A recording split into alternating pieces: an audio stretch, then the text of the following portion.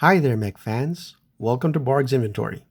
It's called Barg's Inventory because I'm a bargain hunter and I'm also a collector. I'm going to be showing you my haul that I've accumulated over the years, and we're going to start off with the Gundam Age 1 Titus. Now, take a look at the packaging. You see this here? This chip right here? This chip is embedded into this particular part, the core. It's embedded into all the custom parts so that it fulfills a particular gimmick. When you put them all together, you get a digital representation of the figure that you customize in a video game. They had these video games in Toy Kingdom. I'm based in the Philippines, by the way. And if you bought one, and if you customize it with whatever parts, whatever legs or arms you had, you would get a digital representation, and you can play them in the fight game, specially designed for the Gundam Age 1 figures. Now, it's embedded in the core, it's embedded in the arms, both arms, it's embedded in the legs. So when you assemble, put them all together, you'll have your very own customized figure right in the video game. Now, when I got these, when I got the Titus, I think they gave it around about 70% discount in Toy Kingdom. Of course, I immediately bought whatever I could from that line, and we'll get to those later on. First, we have the Titus. Now, this is the core. This is the core for the normal armor. Now, let's get this aligned a bit. As you can see, it looks pretty cool. Now, the scale of this is 1:100. So you can see it's a pretty tall figure. It's a pretty tall action figure. Now, this is the core for the normal armor, but it can also be used for the Titus. Now, they have a very cool way of assembling this thing. First, you take the leg. If you want to connect the core, point it at an angle and then lock it in place. It's pretty sturdy. It's not going to come off. See? Cool, isn't it? Same thing for the arms. Point it at an angle at the slot and then plug it in. See that? Nice and tight. Tightly squeaked. Same thing for the other arm. Well, let's see what we have here. Let's adjust the camera so you can get a better look at this guy. There he is. See that? He's got quite a heft into him, isn't he? It's a pretty cool figure. I like him. See that? Now, let's remove the packaging so that you can get a better look at this guy. And let's move him back a little. Adjust the camera a bit for better viewing.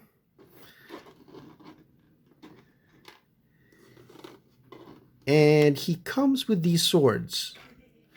Now, I don't know with the cartoon if he actually used these swords. I'm more inclined to think that he used these particular sabers when he was in normal mode. This figure, this particular custom, the Titus custom, which is my favorite, is designed specifically for close quarters melee combat. I mean, this thing was designed to inflict a maximum amount of damage when it punches. See that? Those fists are big. Plus, there are also some, I don't know what you call this, beam spikes that come out of these holes here. 4 on this shoulder, 4 on this shoulder, 2 on this leg, and 2 on this leg. That way, when he rams into his opponent, You combine that with all his heft and the strength and the power in those legs and the spike sabers here, it can do a lot of damage to his opponent.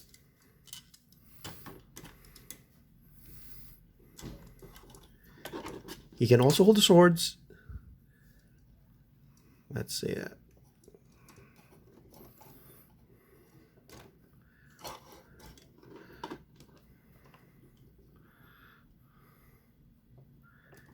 Right there. Boy, that's tight.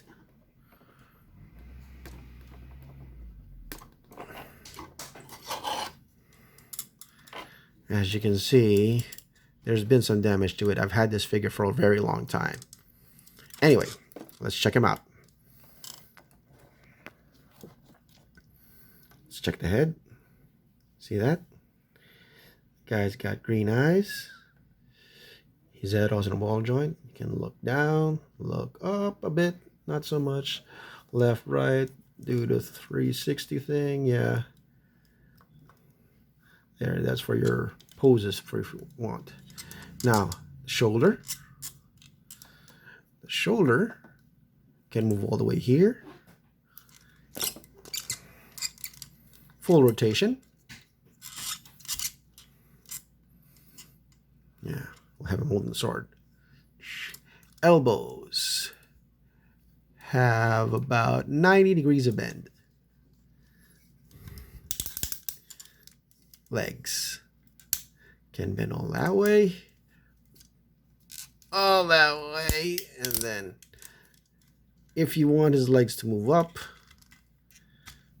you're gonna have to lift this front portion here to give him some room, but it only goes about yay high. Yeah, not so much there. To the sides, that's about the most he can do. He does have ankle tiltage so that he can do a fine A stance.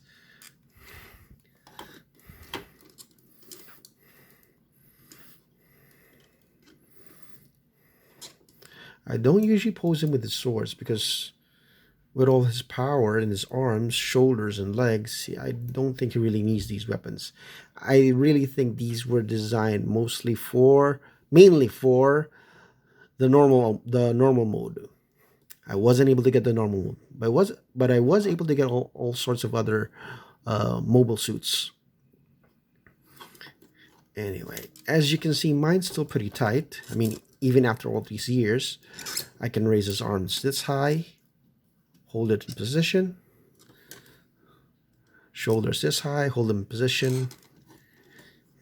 I've heard that with some people he's already loosey-goosey, but with my particular figure, he's still in pretty good shape. I just have to distribute the weight properly so I can get him into a cool pose.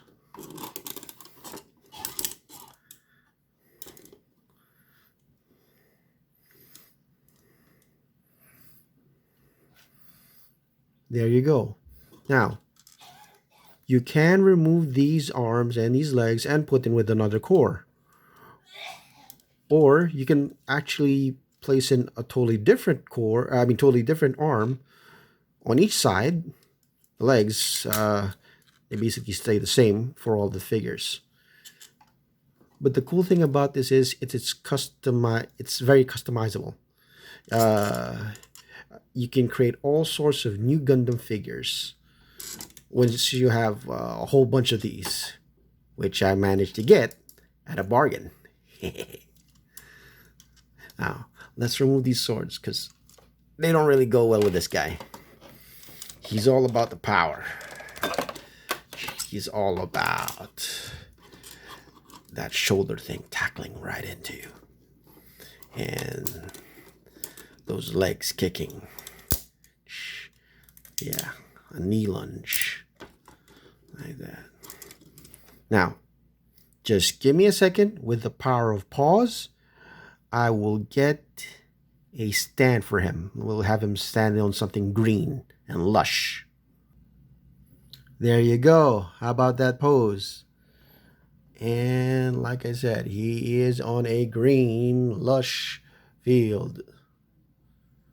Let's get into focus. There you are. See how cool he looks?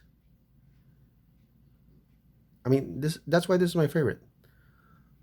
Look at that. Look at all the detail. We're running close like a chopper camera.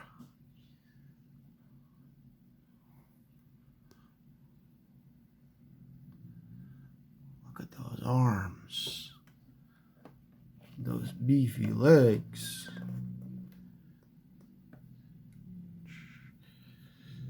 That head.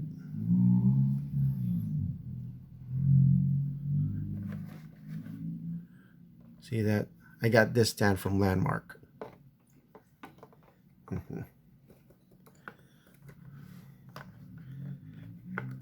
See, I can adjust this thing properly.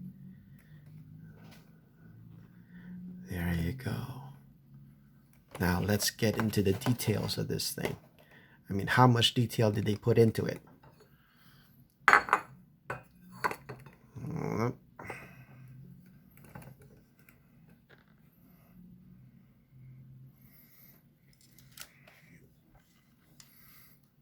Now we got a good look at the front portion. Let's check out the back. Yeah. The back here, it has boosters on this side.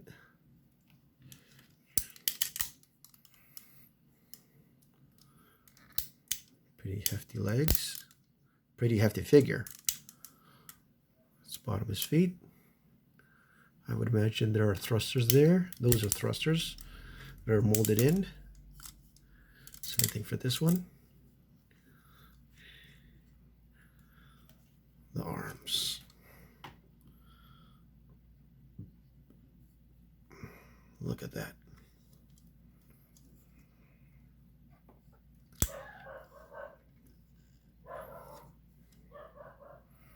Now I don't know if there's any more available for these. Maybe you could check out other toy stores, maybe in Amazon or Big Bad Toy Stores. If there are still available figures here. But I was really lucky to be able to get to these guys in time because I was able to get a lot of these figures. And once we get to the other figures, I can show you how customizable they are. I'm going to interchange the parts and come up with a new mobile suit. Most of the stuff that I've collected over the years are mobile suits because I really like these Gundams, these non-transforming mechs, because I think they look pretty cool. And the way the anime's been designed, they're trying to stay as realistic as possible. They have all these different storylines, and I haven't been able to watch this one. I'm gonna try and get a copy of this anime so that I could actually watch what happened in the storyline. I pretty much got the gist of it, but I still want to see the anime. So there. Next episode will be the Spallow, and I'm going to tell you about him as well. And I also got him basically at the same price range. I was able to get the customizable parts at a discount, and of course, the same goes for the others as well. Okay, so anyway, thank you for joining for my first episode. Titus Gundam Age 1, Titus Custom. See you on the next one.